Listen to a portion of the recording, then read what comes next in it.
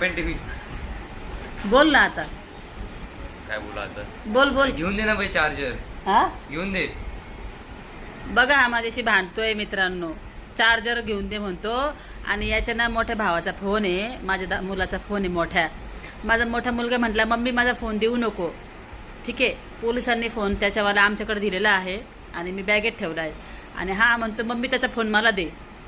आणि तो मला म्हणला मम्मी फोन देऊ नको. मी त्याला भेटायला गेलती ना तेव्हा म्हणला मम्मी माझा फोन देऊ नको याला. हा ऐकत नाही आहे आणि त्याचं चार्जर पण नाही आहे. हा म्हणतो मम्मी 600 रुपयाचं चार्जर घ्यायचं आणि ते फोन मला वापरायला दे म्हणतो. बघा आता. दे ना ग, एवढं काय होणार आहे का आता. हं? दे ना. नाही फोन नाही भेटणार.